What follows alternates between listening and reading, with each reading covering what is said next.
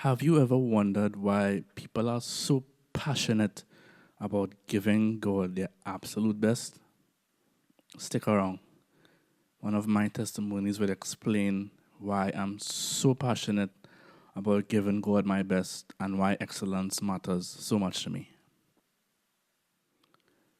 Now, why am I this passionate about giving God my best? Why does excellence matter so much to me? Part of that reason is in my testimony.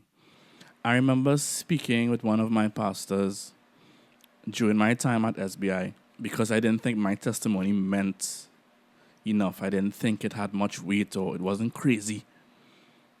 And she encouraged me to share my testimony, which led to this video. Thank you very much, Pastor Margaret. In April of 2021, while at work, we just received some material and we were trying to transfer it from outside in the yard to inside of our storage facility. One of those items was a roll of insertion rubber, which weighed around 150 pounds. So my coworker and I attempted to lift it to carry it inside. However, he started complaining about back pain. So I decided to switch sides with him.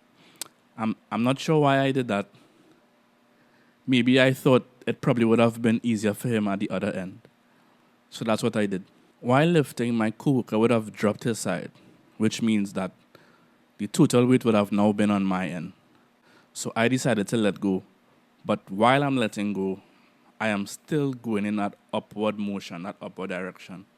And I would have hit my hand. I didn't know what I hit my hand on, so I didn't think anything of it. Only when I looked on the ground, I would have seen what looked like drops of blood, which then caused me to look at my hand, to only see that my hand would have been bleeding profusely, and I had a very deep cut on my hand. At this moment, I realized that there was a metal hinge attached to the box, which was very sharp. So I would have walked over to one of the taps to run water over the cut, and I would have asked my supervisor if she could have gone inside to bring a cloth for me so that I could wrap my hand to somewhat stop the bleeding. After wrapping my hand, I would have got some assistance from one of the area office's zone managers who would have given me a lift to the hospital. After giving them my information, it would have taken quite a while to be called in as well as to be attended to. And while I was in the room, when I looked behind me through the window, I saw what seemed to be a silhouette of my brother Claudius. But I didn't pay any attention to that because I didn't reach out to him. I didn't tell him anything. And I think my phone was dead at that time. So I was like, there's no way that could be Claude outside. After being attended to, I would have been, inside of the room by myself. I would have just gotten about 8 to 10 stitches, to close the wound on my hand. And I started now hearing the voice of Claude asking questions. And sooner the voice kept getting louder because I didn't know, but he was getting closer to me at the time. And he would have been able to come into the room to, see me and see what was going on. After I was discharged, Claude would have taken me to the pharmacy. He would have bought all my medication, and then he would have dropped me home.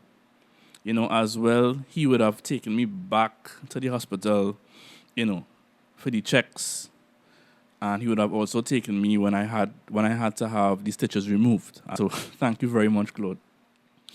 A few days later, I would have received a message which would have alluded to the passing of Paris Bowen. So I went on social media to see if I would have seen a different message, something that said this wasn't true. But to my surprise, what I saw was confirmation of his passing. This news was devastating to me because I really looked up to Paris Bowens. He was an amazing musician, but he was also an amazing human being.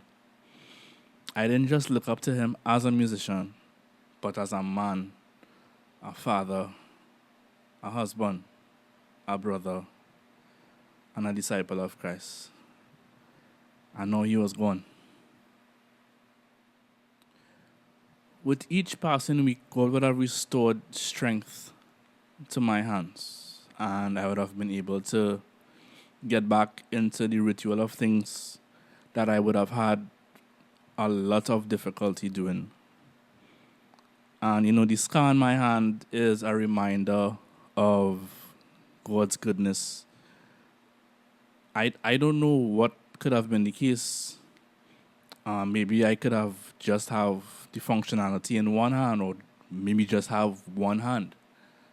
And I'm not trying to exaggerate the facts, but just be really thankful for God's healing and his goodness towards me. During the course of that time, it was a bit frustrating knowing that I was unable to do one of the things that I love, which is to play music. But I am able to do that now, and I am truly grateful for what God has done. So now we're here. God doesn't have to do anything in order for me to give him my best. He already sent his son, who would have been nailed, beaten, humiliated, and ultimately crucified for my sins. When I was deserving of death, God decided I needed a savior. I can't repay that debt. So he's already deserving of the best. He decided that he would give me this gift of music. So why would I give him anything less than excellence? Why would I give him anything less than the best? He deserves it. We would treat human beings, and I'm not saying that we should treat human beings in a terrible manner, but, we look at gifts that we want to buy for them, and, we want to give them the best gift. But if God give us his best gift, why should we then give him anything and anyhow? That is crazy. I can't afford to give God just whatever. He deserves the best. And this is my testimony.